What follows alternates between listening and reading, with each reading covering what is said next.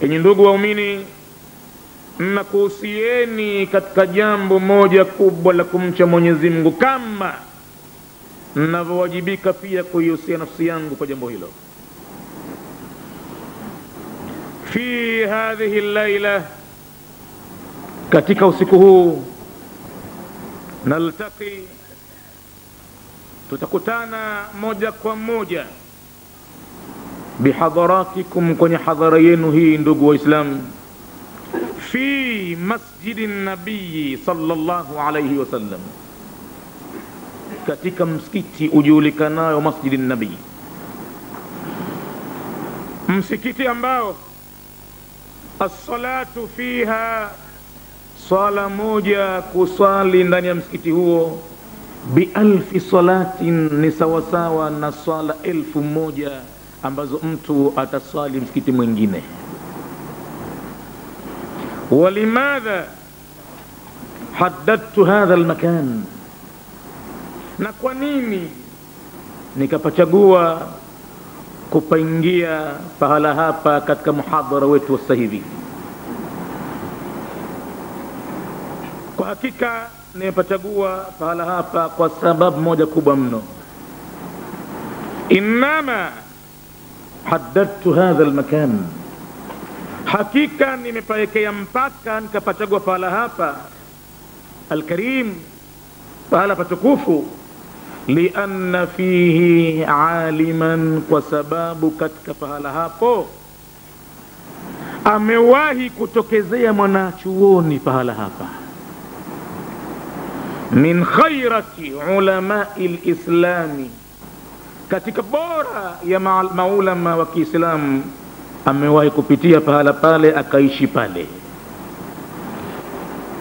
Mwanachuoni huyu amekuwa katika uhai wake yalqa durusa al-ilmi fihi, amekuwa akitoa darasa za ilmu pale katika msikiti ule, msikiti ambao mjumbe wa Mwenyezi Mungu ndio unaitwa msikiti wake Masjidin Nabii.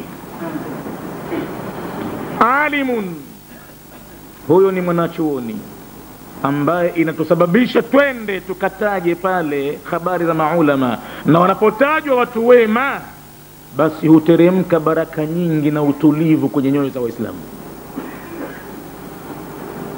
Qala fihi alhabibu almustafa, kuhusiana na mwanachuoni huyu alisema kipenzi cha Mwenyezi Mungu na kipenzi cha Waislamu, Bwana Mtume sallama alitamka hivi: yushiku annasu, wanakurubia watu, an yadhribu akbada al-ibili, kuchapua kwata za ngamia, kwa wale ambao usafiri wao ni ngamia, wengine farasi na wengine vyombo mbalimbali vya usafiri. Wanakwenda wapi? Yatlubuna al-ilma, Mtume anasema watakuja watu kutafuta ilmu. Fala yajiduna, na wakati huo itakuwa katika zama hizo hawatapata aliman, mwanachuoni, afdala, aliyembora zaidi, min alimil Madina, kuliko mwanachuoni atakayekuwa wakati huo katika mji wa Madina. Tayari Mtume amekwisha kumbashiri. Atadiruna man huwa ya ayyuha al-ikhwatu al-a'izza, je, mnamtambua ni mwanachuoni gani huyo? Innahu al-imam Malik ibn Anas, si mwingine isipokuwa ni Imam Malik ibn Anas, mmoja miongoni mwa maimamu wa Kisunni. Lakini ayuha al-ikhwatu al-a'izza, wadauni kabla dhalika, niacheni kidogo, najua mtakuwa na kiu kutokana na ile mada ambayo imetajwa kuhudhurishwa hapa jana. Mada ilikuwa jina lake maafa ya ulimi. Ili tufikie hapo pahala kidogo, mustahamili nitataja vitu vile vitatu. Kabla dhalika uhadithukum anil imam Malik, itabidi nikutajieni kidogo mawili matatu kwa muhtasari kuhusiana na Imam Maliki huyu.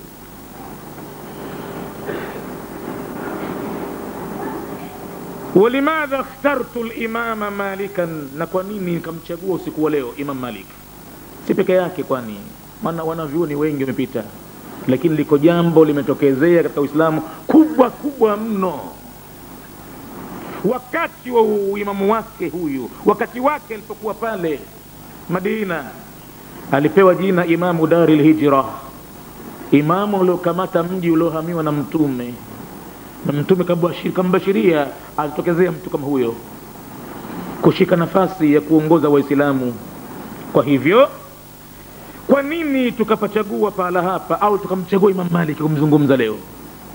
Liannahu imamun, kwa sababu huyu ni imamu qala kalimatal haqi, alilitamka neno la kweli, neno la haki. Walam yakhsha bi fiha illa Allah, na asimuogope yoyote katika neno hili ila Mwenyezi Mungu peke yake. Al-Imam Malik ibn Anas lamma tazawaja abuhu Anasun bi ummihi, wakati alipofunga ndoa baba yake mzazi Imam Maliki kwa kumuoa mama yake, kwa bahati, walam yakun yaraha, hakuwa mwenye kumuona mkewe ana sifa gani. Wazee wake wamemwelekeza pahala pazuri pa kuweza kufunga pingo yake ya maisha, yeye mwenyewe asitambue ni mke wa aina gani anakwenda kumuoa. Lam yakun raaha kabla an yadkhula biha, hakuwahi kumuona mkewe kabla ya kuingia nyumbani arusi hii. Walamma dakhala biha, ilipofika usiku wa kuingia nyumbani, alipoingia nyumbani baba yake Imam Malik, wa nadhara ilaiha, alipomtupia macho kumwangalia mkewe, wajadaha samra al-launi, akamkuta mkewe kumbe ni mwenye rangi ya kiwiliwili iliyofifia.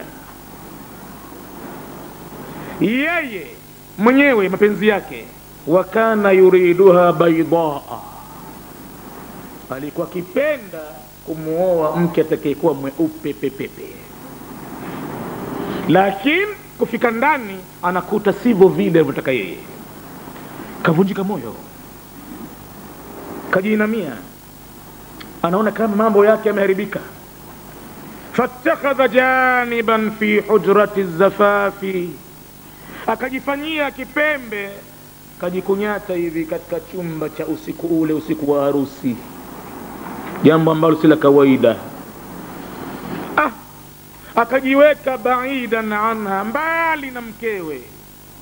Yule mke biharusi anaona leo mama kubwa sana leo, kisra ni gani kimenifika mie hichi? Wanadharat ilayhi al-arusu, bibi harusi kumwangalia mumewe hana furaha, kamwangalia nadharat al-amali, kwa mtazamo wa matumaini. Maskini, yani leo Mwenyezi Mungu amempa riziki, kisirani kinaondoka katika nyumba yake, mlango ushapigwa hodi, mbona hivi mambo yenyewe sasa? Si jambo la kawaida hilo.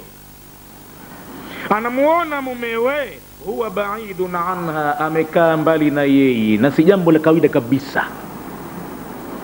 Walamma raat az-zamana qad imtadda, kasubiri, alipoona muda umerefuka sasa, mume hajashughulika hata kidogo. Alipoona muda umerefuka, fi hadhihi al-laila, katika usiku ambao unakwenda zake usiku tena, walam yaqrabha Anas ibn Amir, hajamkurubia kabisa mkewe. Sasa mwanamke akasema potelea mbali, hichi sasa chataka kunitokezea kisrani kikubwa. Qalat lahu, akaamua kwanza yeye kusema naye sasa, zile haya za ubi harusi akaziondosha. Huyu kama itakavyokuwa ni mume wangu, namna haki naye. Kwa hivyo kaanza kumwambia maneno, ya Anas, bwana Anas, la tahzan, na kuomba usihuzunike. In kuntu samraa, kama mimi unaniona nimefifia, nimepiga weusi, kwa hakika nakwambiaje, kad yakunu kaminan min ash-sharri, alkhairu kad yakunu kaminan min ash-sharri. Usife moyo kwa hilo, huenda kheri ikajitengeneza kutokana na shari. Kama unahisi kwamba mimi kirangi nimekuwa hivyo, usiangalie rangi. Mkumbuke mtume wa Mungu sallallahu alaihi wasallam alipoambia umma wake ya kwamba fadhfar bidhati dini, mwekeni kipaumbele yule mwanamke mwenye dini, wacheni rangi, wacheni sura, wacheni kila kitu. Basi mimi nakwambia huenda innal khaira kad yakunu kaminan min ash-sharri, na akamtajia aya za Qur'ani akamwambia, na Mwenyezi Mungu anasema wa asa an takrahu shay'an, huenda wanaume mkachukia jambo, kumbe wayaj'alu Allahu fihi khairan kathira, na Mwenyezi Mungu jambo hilo ameweka ndani yake khairi nyingi.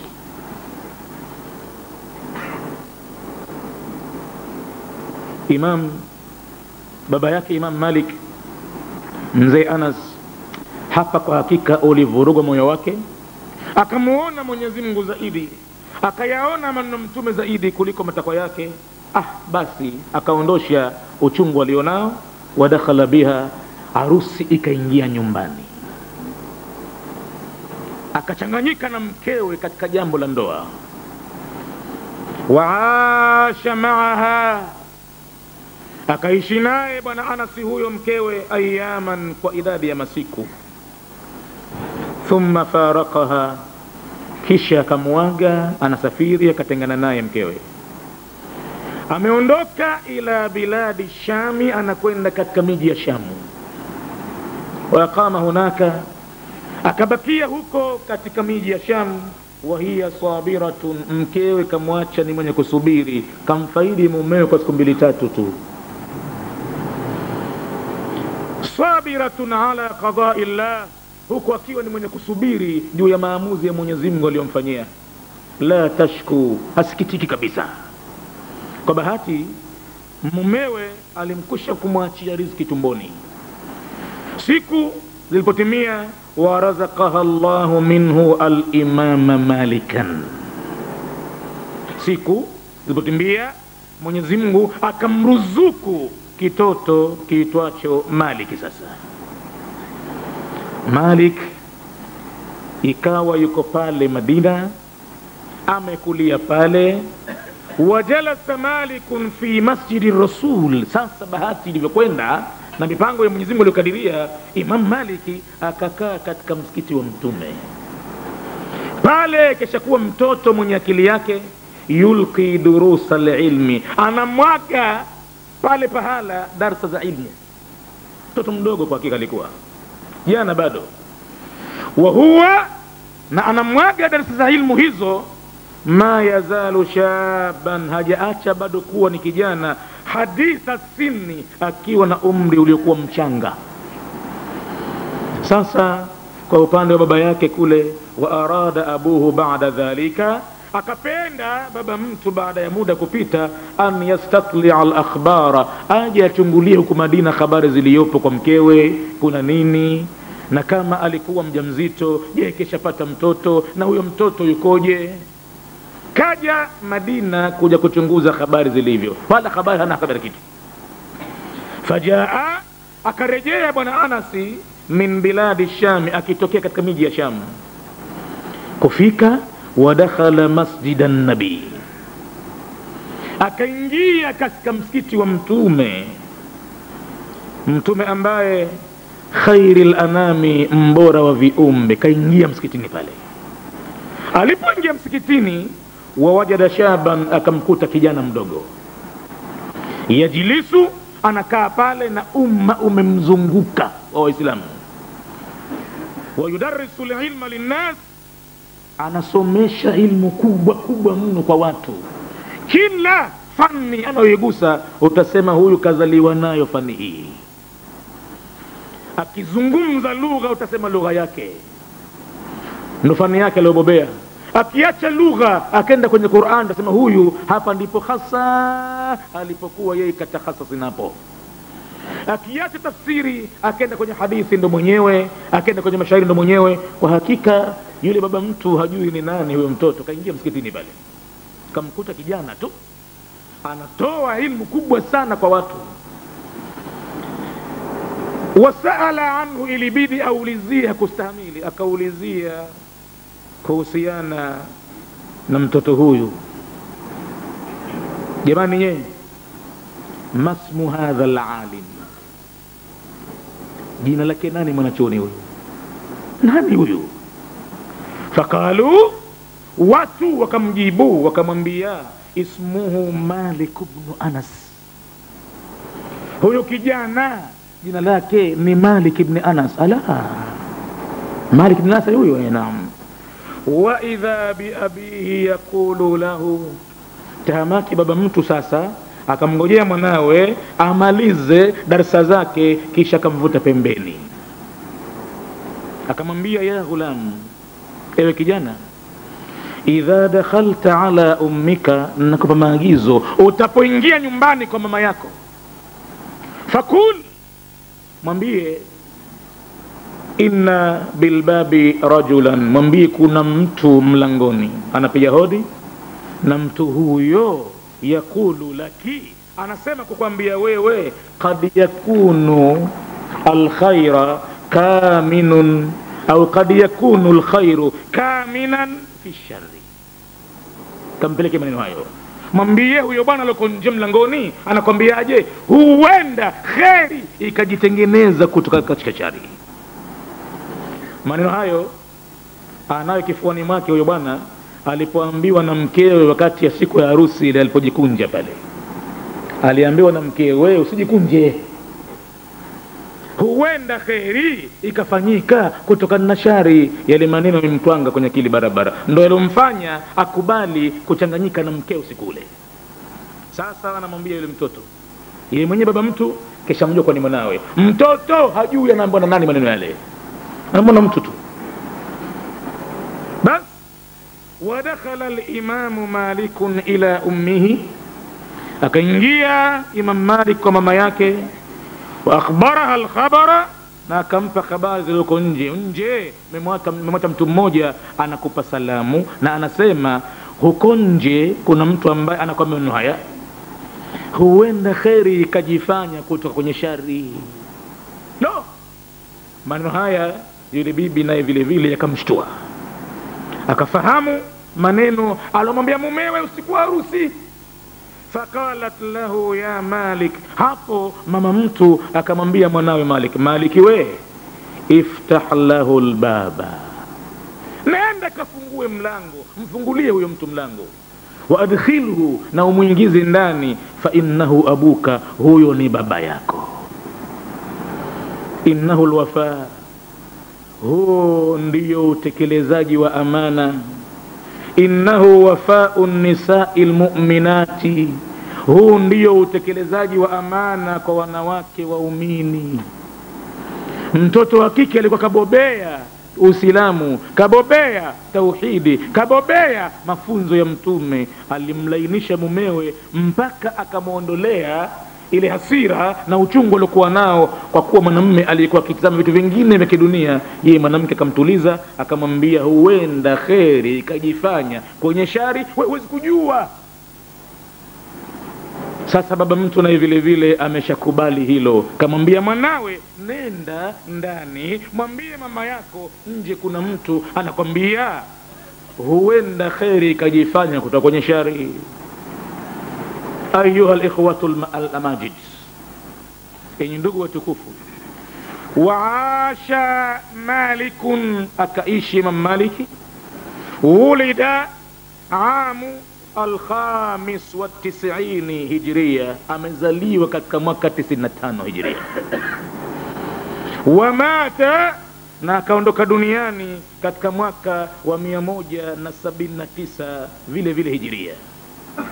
Wasamahu nasu, watu pale Madina ilibidi wampe jina la kupanga, tasmiyatan, upangwaji wa jina ambalo lam yanalha ghairuhu, halkulipata jina kama hilo mwingine sio kwa yeye.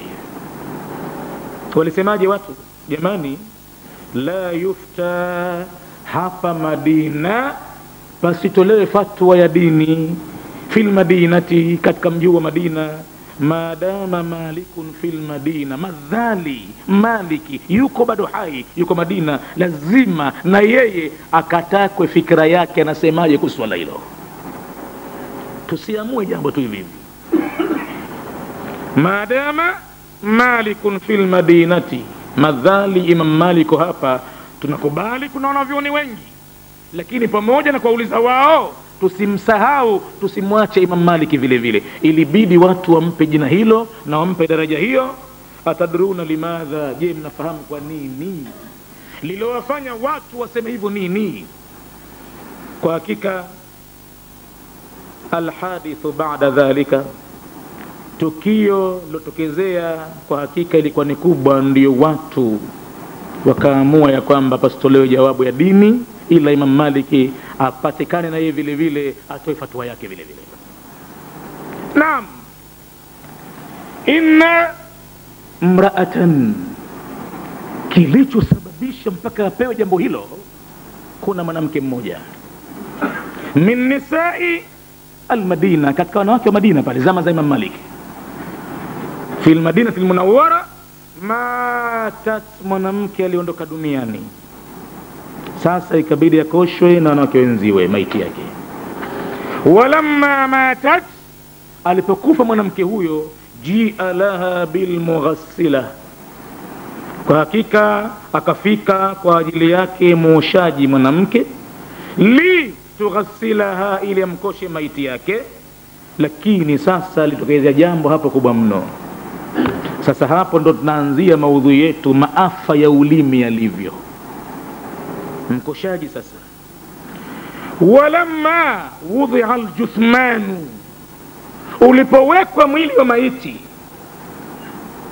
li yughsala, ili mwili ule ukoshwe, wajaat almughassila, alipoingia mwanamke kukosha, litasubba almaa, ili aanze kumimina maji, ala jasadi almaitati, juu ya mwili wa maiti.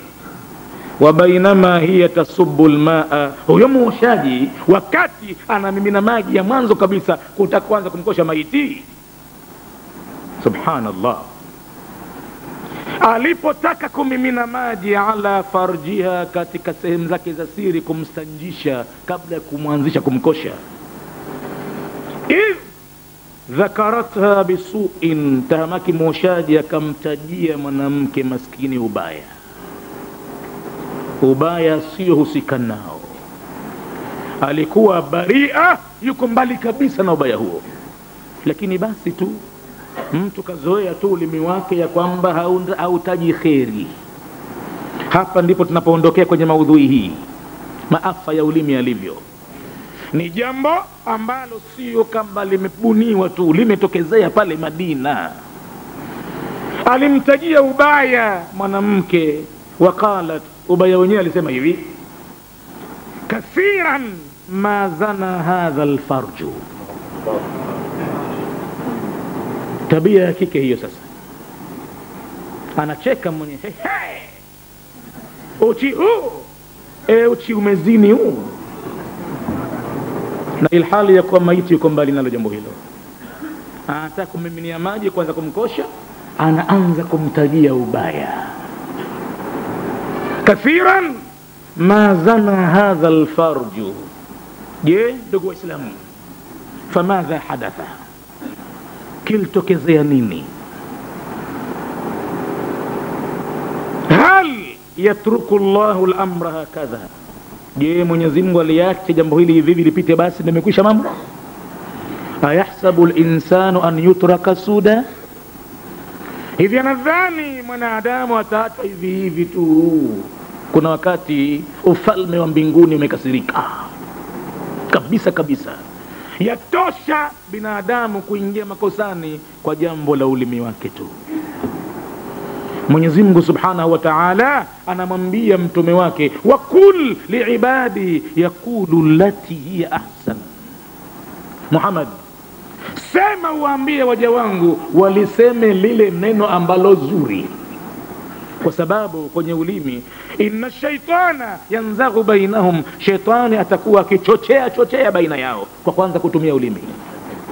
Inna shaitana, hakika shaitani, kana lilinsani aduwan mubina, ameshakuwa kwa mwanadamu ni adui aliyedhahiri kujificha.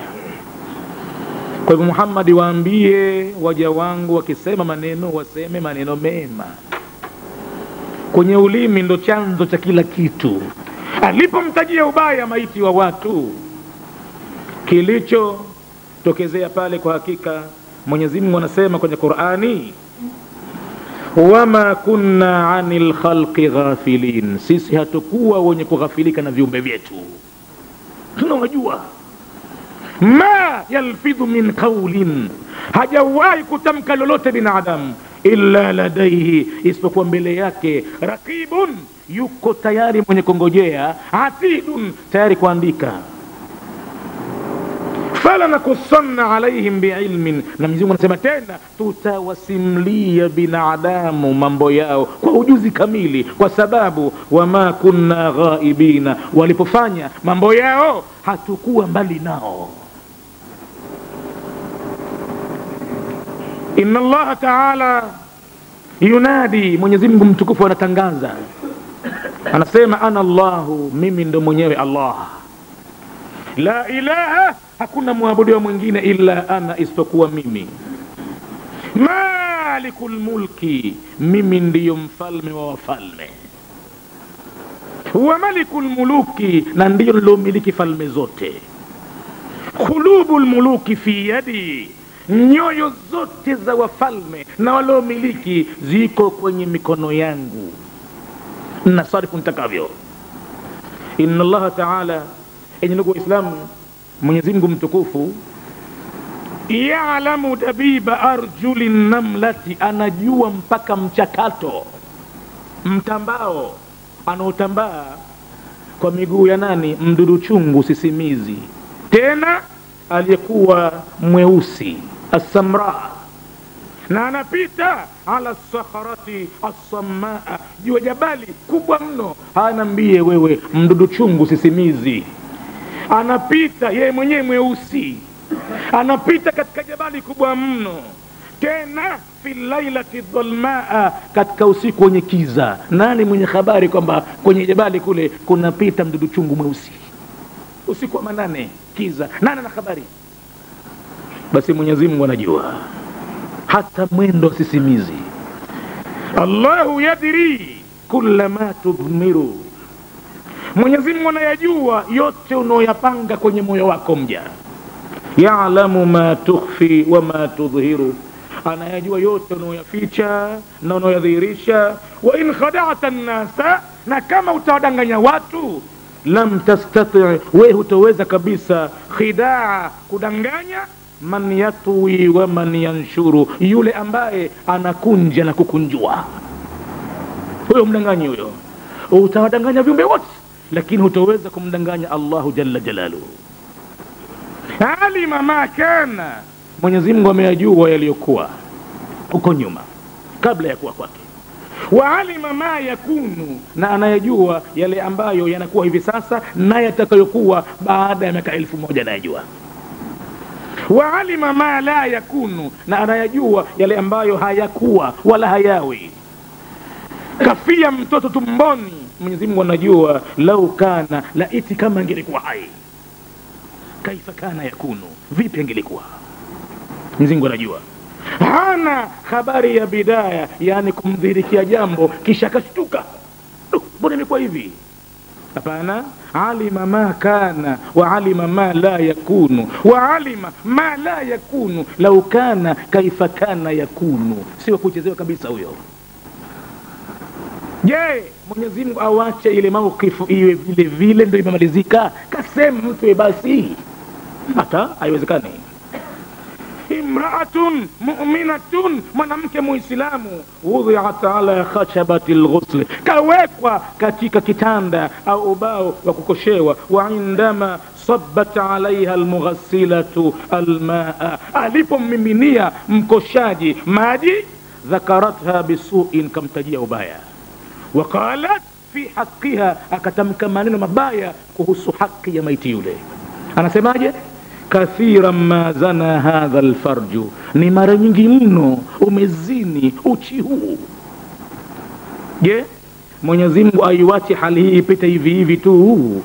Anasema kwa kitabu chake, wala tahsabanna Allaha, usimdhanie Mwenyezi Mungu ghafilan, kuwa ameghafilika, amma ya'malu dhalimuna, kutokana na wanaoyafanya madhalim. Hakughafilika, anajua, na akitaka wakati ule ule anaweza akapitia hukumu yake Mwenyezi Mungu.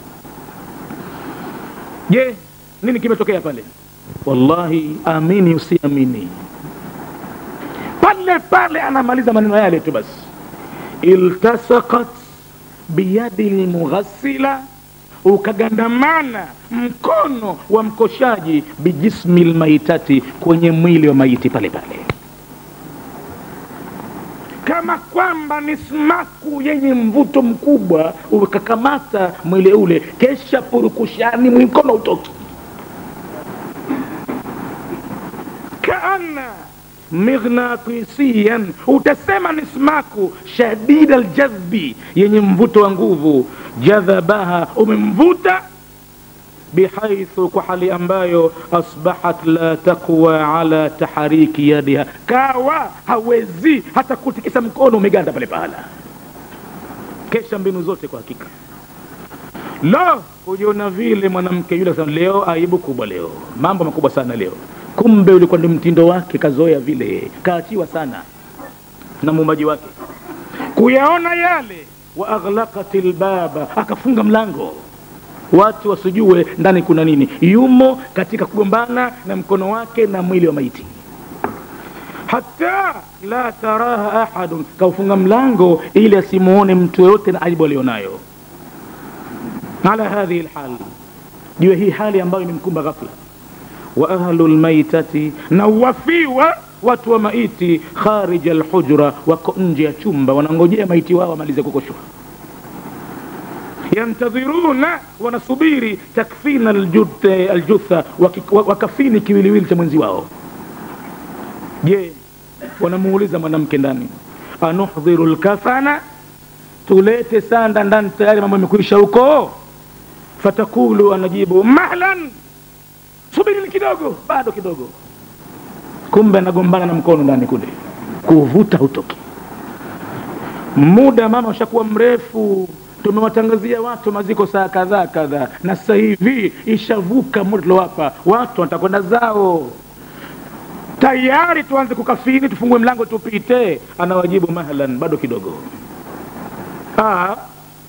Saa zipita nyingi sana. Wadakhalat ihdahunna, mmoja katika watu wa maiti aliamua kuingia ndani tu, kausukuma mlango akaingia. Fawajadatil mawqifa hakadha, akakuta ile mawqif yenyewe iko hivi, anagombana mwanamke na mkono. Lo, ama kweli Mtume Muhammad kasema kweli. Kasemaje? Mtume ametuambia, albirru la yabla, wema hauozi, wadhambu la yunsa, na vile vile dhambi haisahauliwi, wadayanu la yamutu, na Mwenyezi Mungu mlipaji hafi. Kwa hivyo i'mal ma shi'ta, fanya ulipendalo, lakini kakijua kama tadinu tudanu, kama unavotenda ndivyo utavolipwa. Wabilkaili alladhi takilu tuktalu, na kwa kipimo chochote ambacho utapimia watu ndivyo utakavyopimwa wewe vile vile. Lo, kwa hakika mambo yamekuwa makubwa mno.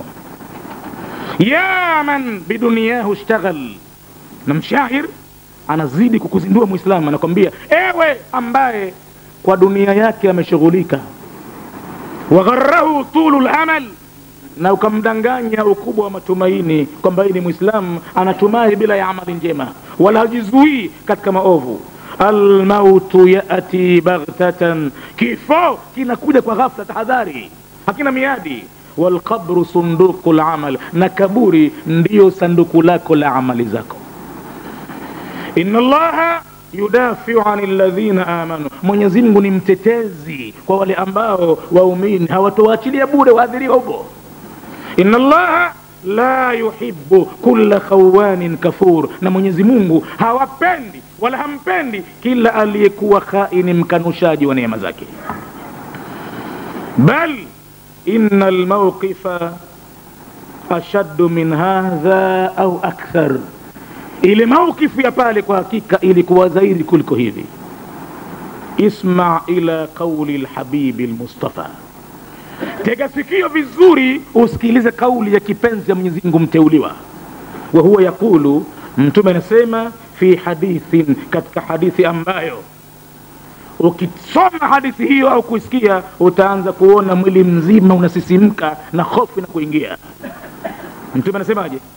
Ittaqi da'watal madhlumi, iogope dua ya mwenye kudhulumiwa, walau kana kafiran, hata kama alidhulumiwa ni kafiri, fa alayhi kufruhu, mji wake mwenye ukafiri wake.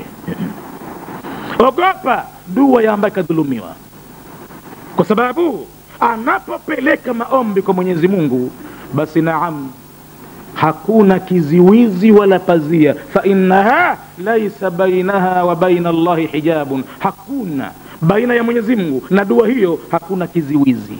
Wa yastakbiluha Allah, anaipokea Mwenyezi Mungu moja kwa moja, huku akisema wa izzati wa jalali, naapa kwa nguvu zangu na naapa kwa utukufu wangu, la ansurannaka walau ba'da hinin, nitakunusuru uliodhulumiwa japo kwa baadaye kidogo. Kama si sasa hivi basi bado robo saa tu, kama si mwaka huu basi mwakani, lakini lazima nitakunusuru. Maiti imedhulumiwa, anatajiwa ubaya katika ubaya ambao Mwenyezi Mungu ameusema kwenye Qur'ani, adabu ya